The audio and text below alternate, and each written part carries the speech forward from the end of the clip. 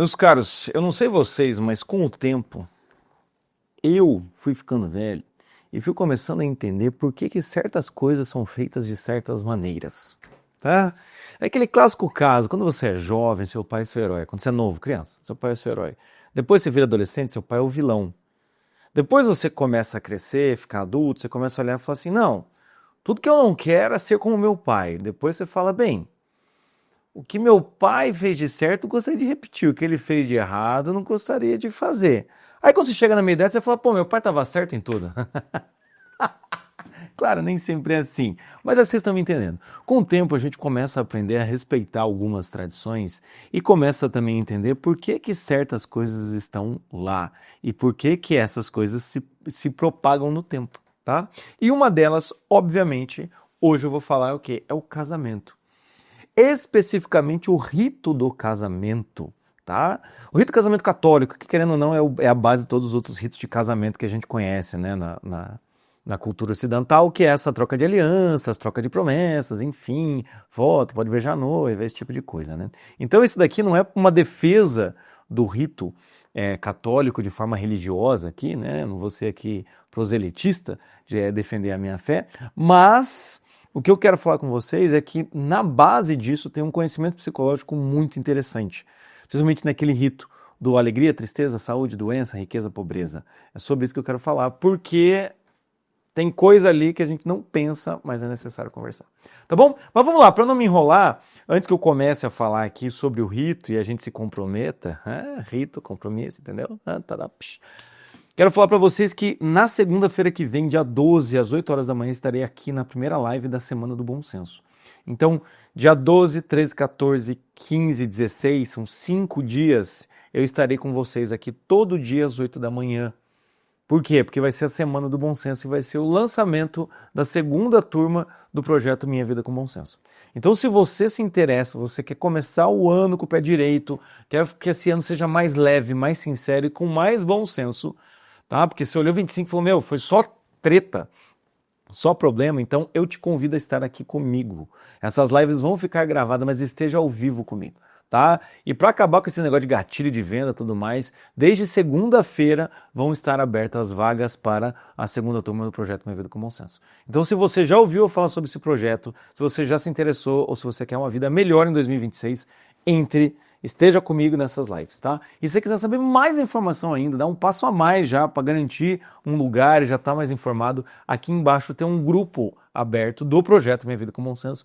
Então você entra lá no grupo do WhatsApp, eu vou estar conversando com vocês tanto essa semana como na semana que vem. Eu vou estar conversando, eu vou abrir o grupo para a gente trocar algumas mensagens, vou fazer alguns questionamentos e vai ser muito bom ter você lá comigo, beleza? Não perde essa oportunidade, porque a primeira turma foi um sucesso, eu tenho certeza que essa segunda também vai ajudar. É uma forma até, né, é um projeto que eu chamo de terapêutico prático, ou seja, é uma forma de você que às vezes também quer fazer terapia, também está meio sem grana, ou queria fazer terapia comigo, não consegue, enfim, a gente conseguir fazer. Porque esse projeto tem reflexões práticas gravadas e tem encontros comigo, tá? Então, pense em tudo isso, fica com isso na cabeça, mas não deixe de entrar aqui no grupo e não deixe de estar comigo segunda-feira que vem, tá bom? Mas vamos lá! Quando nós pegamos o rito católico, tem uma parte que eu acho maravilhosa. Eu já falei isso algumas outras vezes, mas eu acho maravilhosa. Que é a parte, te prometo ser fiel, amar-te, respeitar-te, na alegria e na tristeza, na saúde e na doença, na riqueza e na pobreza, até que a morte nos separe. Esse trecho, essa promessa, ela é fantástica, tá? Por que ela é fantástica? Porque tem a coisa do te prometo ser fiel, amar-te e respeitar-te. São 3 votos, fidelidade física, né? O respeito é pessoal e o amor é espiritual, entende?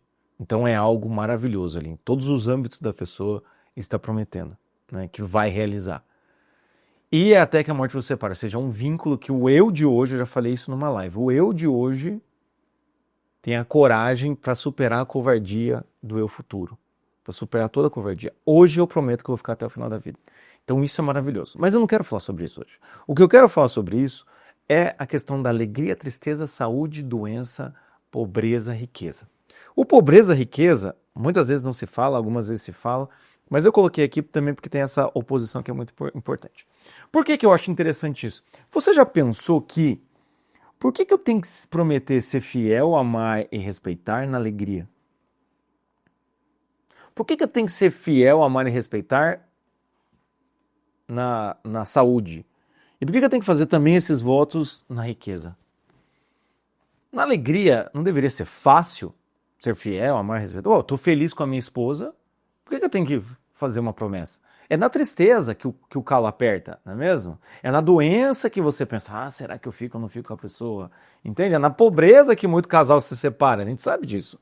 Mas por que então neste rito nós temos essa questão da alegria, da saúde e da riqueza? Eu fiquei pensando sobre isso faz mais ou menos uns 2 anos, e eu acho muito interessante, porque primeiro, obviamente, a gente tem que fazer um voto de forma plena. Eu não posso só fazer o voto que eu vou ser fiel na hora que eu tô triste. É claro que é nessa hora em que a porca torce o rabo que a gente tem a sensação que a coisa fica meio estremecida. Mas a gente tem que perceber que também na abundância, também na hora que as coisas estão bem, a gente não percebe, mas nós também estamos correndo riscos. Então, eu até coloquei aqui, eu escrevi aqui, nos defendemos de sofrimento, mas é na abundância que nós podemos nos perder. Nós nos defendemos de sofrimento, mas é na abundância que nós podemos nos perder. Eu tenho certeza, você já entendeu. Você já entendeu onde eu quero chegar. E é por isso que vocês são o melhor público. Meus seguidores já têm bom senso. Vocês já entenderam o que eu quero. Você já até assim, se você não tinha pensado nisso, você deve ter pensado assim, porra, faz sentido. Sim, meus caros. Porque veja, na tristeza, é claro que um casal pode se separar, porque quando fala ali, te prometo ser fiel, amar-te e respeitar-te na tristeza, às vezes a tristeza é gerada por desentendimento dentro de um casal. Às vezes a tristeza é gerada por algum tipo de briga, às vezes a tristeza é gerada por alguma frustração, enfim. E nessas frustrações o casal pode se desentender. E é por isso que o cara tem que prometer, e a mulher também, amar, respeitar e ser fiel, inclusive na discordância. A doença. A gente sabe que a doença pode pegar muito uma pessoa. O cara tem que ser amar, respeitar e ser fiel à mulher, mesmo que a mulher esteja, né? Vamos usar aqui um exemplo exagerado aqui, né? Um exemplo tipo, a mulher está com um câncer terminal, a mulher está lá cadeirante, ficou tetraplégico, inverso a mesma coisa. Olha que voto, né? Amar, respeitar, né? E ser fiel ao sujeito que, né? Muitas vezes está numa cadeira de roda, tá, como o pessoal chama, entravado, tá com problema, mas também a gente tem que pensar o tipo de doença, eu como psicólogo sei disso. Ou seja, ansiedade, descobrir que o cara tem uma bipolaridade, descobrir que a mulher tem um borderline, né? Às vezes o sujeito desenvolve uma esquizofrenia. Esses dias mesmo eu estava atendendo uma paciente que o marido recebeu, e eu acredito que com muita assertividade, recebeu um diagnóstico de autismo na vida adulta. Então assim, isso também a gente pode olhar, né? Jota, mas não podemos colocar o preconceito de que isso é doença, coisa e tal. Eu sei, mas na hora que o pau tora e você fica sabendo disso, você pensa nisso. E também a pessoa que recebe o diagnóstico fala, pô, sou um cara doente, sou um cara problemático, sou um cara, né? Sou um cara que tem problemas, entende? Eu não sou um cara certo, sou um cara errado, as coisas não vão dar certo pra mim. Aí também é óbvio que a gente acaba balançando o casamento. Não dá uma balançada? Não pode dar uma balançada? Não sei se você já passou por essa experiência de descobrir um diagnóstico de doença e perceber. Ou então a doença pode ser um vício. Né? Um vício em bebida, vício em drogas, vício em jogatina. Esses dias eu vi uma matéria, eu vou ter que fazer um vídeo sobre isso, que 35% dos alunos de faculdade não continuaram a faculdade no segundo semestre de 2025 porque estavam endividados em bet. Gente, proliferou esse negócio de bet. Uma loucura isso. Gera uma doença. Né? Aposta, vício em aposta. Ou hoje em dia, como o pessoal sabe, né, tem o vício em pornografia, o vício em masturbação, enfim. É claro que nessa hora você olha e fala, meu Deus, isso aqui pode acabar com o casamento. Ou até o vício em traição, né? Não é nem um vício, mas o cara trair, ou seja, uma doença espiritual, né? Aí a luxúria desse jeito. E por último, a pobreza. A pobreza, meus amigos. A pobreza é a hora em que, na hora da dificuldade, muitas pessoas desistem. Na hora que as coisas não estão dando certo, muitas pessoas acusam. O homem acusa a mulher de estar gastando muito, a mulher acusa o homem de estar gastando muito, e a pobreza vai fazendo isso. Quantas vezes a gente não percebe esse pensamento de que se eu tivesse dinheiro, todos os meus problemas estariam resolvidos? Por sinal, amanhã vai sair um vídeo sobre isso. tá? Sobre o terapeuta dos ricos. Eu vou falar um pouco sobre isso, mais um pouco sobre isso. Mas enfim, então esse assunto começa hoje e termina amanhã. Mas enfim, o que eu quero dizer aqui então é isso. Faz sentido sim nós nos defendermos dos problemas, daquilo que é uma ameaça. Mas veja que interessante. Não é às vezes na tristeza em que a gente consegue reconhecer coisas que a gente não reconhecia? Não é às vezes na tristeza que você percebe que você estava projetando muito no seu marido? Você percebe que você estava tratando mal o seu marido? Ou você percebe que você estava, né, na tristeza, você começa a perceber que, tipo, talvez eu tenha uma visão muito errada de mim, na verdade, eu estava muito alegre por uma coisa que não era real. Não é na doença que muitos casais se unem mesmo, numa dificuldade. Às vezes não é nem doença dos dois, é doença dos filhos. O casal se une, se ajuda, né? Eu já vivenciei algo muito parecido com isso, mas não vivenciei, né? Na verdade, sim, teve uma vez que eu vivenciei isso. Eu vou contar para vocês, mas eu já vi alguns pacientes relatarem para mim sobre quando o filho estava, assim, numa situação de vida ou morte. Eu passei isso, né? O Inácio, meu segundo filho, ele caiu do mezanino de 3,20 metros. Tá aí, chapou lá embaixo. Não aconteceu nada com ele. Tá? Todos os anjos seguraram, né? Inclusive o anjo do Bentinho. Que a Paula tinha acabado de descobrir que tava grávida. Acho que até o anjo do Bentinho já tava ajudando, o meu, da Paula, do Joaquim, do Inácio. Tava os 5 segurando ali. Mas o que aconteceu? Mas naquele momento, no momento que tem uma doença, no momento que tem... Não é muitas vezes a hora que as pessoas baixam as pedras, como eu digo aqui, a gente para de brigar. Não sei se já aconteceu com você, você tá ali numa discussão com a esposa, coisa e tal, de repente o filho começa a chorar, você vai lá, o filho tá com febre, pronto, acabou a discussão. Ah, velho, que besta isso. Então também não pode acontecer isso. Vamos botar entre aspas aqui, talvez não fique mais fácil amar, respeitar e ser fiel na doença, na tristeza. E por último, a pobreza não pode ser uma dificuldade financeira. Quando eu falo pobreza, a pobreza, uma necessidade material, aí, uma falta material, não pode ser um motivo para reunir um casal e fazer com que ele funcione melhor, com que um apoie o outro. Então você vê aquela mulher que era, sei lá, mais preguiçosa, aquela mulher que não estava querendo nada com nada, tendo que batalhar, tendo que trabalhar, mesmo meio triste no começo, mas depois dando valor para aquilo, aquele cara encostado, vagabundo pra cacete, tendo que botar a mão no batente mesmo, e ele começa a desenvolver coisas dele. Não é na pobreza, muitas vezes, que nós desenvolvemos o nosso caráter, a nossa luta, e o casal se reúne. Eu falo para vocês, em 24, quando a gente se mudou para cá, teve um mês que teve aí, né, culminou com a queda do Inácio, mas antes a Paula pegou lá, pegou Covid, pegou dengue, eu peguei dengue, as pesadas ficou com asma, foi uma loucura. Foi um mês muito foda, e aí então financeiramente eu fiquei mais ou menos um mês sem trabalhar direito, né, e autônomo tem essas coisas, né. Meus queridos CLT, deixa eu dizer para vocês, se eu não trabalho eu não recebo, tá? E aí o que acontece é que foi um perrengue, 2025, não, 24, né? Não foi ano passado, foi ano retrasado. 2024 foi um puta de um perrengue. Pô, mas ajudou demais. Foi a época em que a Paula começou a assumir a marcação, virou minha assistente e marcar os meus pacientes. E aí com a Paula assumindo isso, ela também começou a fazer previsão de lucros e começou também a se inteirar muito mais, né? Ela já tinha, a gente conversava abertamente sobre isso, se inteirar mais sobre os gastos, sobre os rendimentos, o quanto que eu recebia em consultório, coisa e tal. Para mim ficou muito mais fácil, porque aí integrou mesmo a família com o trabalho, né? O ano de 24 foi o ano que, pela primeira vez eu estava trabalhando em home office de fato, né? Porque em Curitiba, foi o ano que a gente se mudou aqui para o interior, em Curitiba eu trabalhava no escritório, então eu saía de casa, trabalhava e depois voltava. Então, assim, essa integração por causa da pobreza, por causa da tristeza, porque também ficou bastante abalado, por causa da doença, veja, eu passei por essas 3 coisas em 2024. Não que eu seja um grande modelo, mas para mim, eu olho e falo, cara, foi a melhor coisa que aconteceu.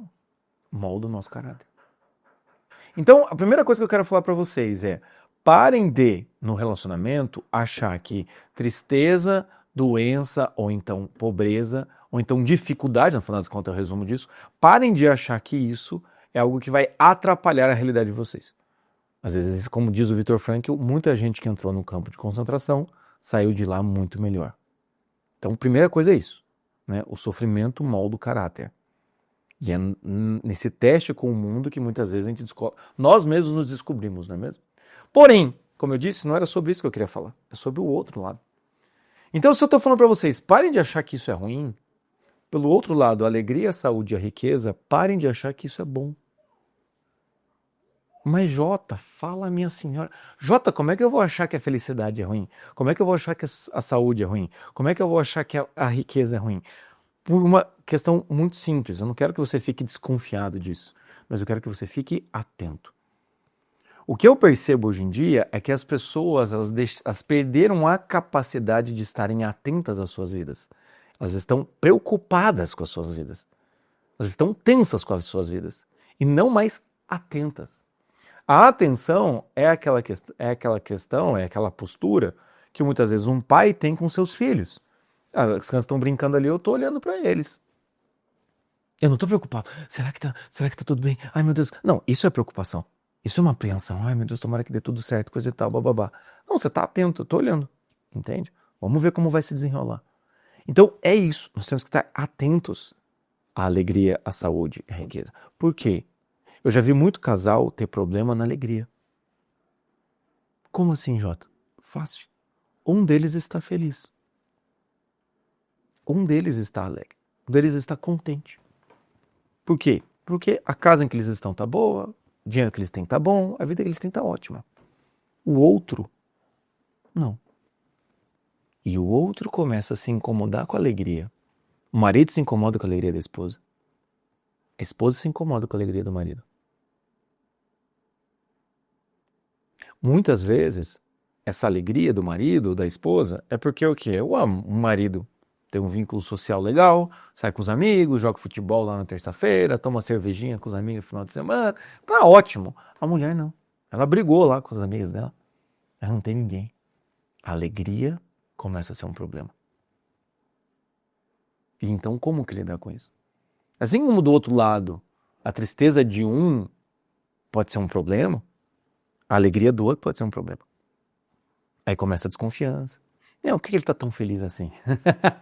Por que ele tá tão tranquilo assim? Falei pra vocês no vídeo de terça-feira, não falei? É a hora que a mulher vai falar, por que meu marido tá sentado sorrindo sozinho? Não pode. Eu tô aqui estressado, ele tá sozinho, ele é besta, entende? Será que ele não percebe que eu estou cansada? Enfim. Então, essa alegria. A alegria também, você já deve ter se apaixonado. A alegria pode gerar expectativas muito grandes. Você fica muito feliz com alguma coisa. Nossa, estou muito feliz. E se aquilo não dá certo, a gente se lasca. Então nós temos que estar atentos com a alegria. A saúde é outra coisa. Quantos casais? Falem para mim, escreve aqui embaixo. Né? Dê o exemplo, pode ser seu, pode ser amiga da minha amiga, se você não quiser falar que é você. Mas quantos casais acontece de os dois estarem sedentários, a mulher começar a ficar marombada, o homem ficar meio encostado, terminar o relacionamento? Saúde. Saúde. A mulher começa a ficar mais saudável, o cara não. Outro exemplo clássico. A mulher começa lá a não querer mais beber, não querer mais sair de noite, ficar de madrugada, enchendo a cara, fumando. Ela começa a ter uma vida um pouco mais saudável, quer dormir mais cedo, coisa e tal, blá, blá, blá, aquilo incomoda o cara. Incomoda o cara porque começa a gerar tensões. O cara tem que sempre beber, sempre beber, sempre beber, sempre tá bebendo, sempre tá bebendo, sempre tá bebendo. E a mulher não. Então aí começa a saúde de um incomodar o relacionamento, assim como a doença de um, por exemplo, fica mais claro, porque veja, a alegria, a saúde e a riqueza, ela também revela quem nós somos. Ela também revela quem nós somos. Tem gente hoje em dia que dá aquela recalchutada, faz aquela demonização facial, sei lá, enfim. E aí, quando ela está com saúde, uma mulher, ela começa a ser admirada por outros homens, porque ela fez um silicone. E aí você começa a ver, agora que ela está saudável, ela vai ter que lidar com outras realidades. Sabe aquela coisa, saúde o que interessa, o que importa é ter saúde? O que importa é ter saúde, realmente. Mas tendo saúde, você tem que começar a se importar com outras coisas. Se você é uma pessoa que não se sente bonita, ou você é um homem que não se sente admirado, você está se sentindo mal, se mudar a tua imagem, pode ser que você comece a desenvolver vaidade, pode ser que você comece a perceber que você é um cara mais luxurioso, você é uma mulher mais, entende? Começa a querer ter umas ideias. Nunca foi admirado. Eu já vi pacientes passarem por isso. tá, gente? É por isso que pessoas que fazem cirurgia bariátrica têm que ter acompanhamento psicológico. É óbvio, por quê? Você mudou a sua autoimagem, as pessoas vão começar a te perceber de outra forma. Eu já vi mulheres em que, apesar depois de fazer cirurgia, enfim, emagrecer, coisa e tal, ficar bonita, seja lá de que forma foi isso, eu não tô acostumado com homens me olhando. E agora que tem algumas pessoas interessadas em mim, eu começo a repensar se eu realmente quero estar com meu marido. E por último, óbvio, a riqueza. Quantos casais que ficaram ricos não começaram a aumentar seus problemas? Quantos relacionamentos não acabaram por causa do dinheiro? Não diretamente porque a mulher é uma interesseira, porque o cara é um avarento, porque o cara é um interesseiro, a mulher ficou rica, o cara quer o dinheiro. Não necessariamente por causa disso. Mas é porque o cara começa a ficar rico, aí ele começa também a chamar atenção, ele começa a ir em vários círculos, ele começa a vir a coisa da cabeça. Eu já ouvi muitos homens falando isso.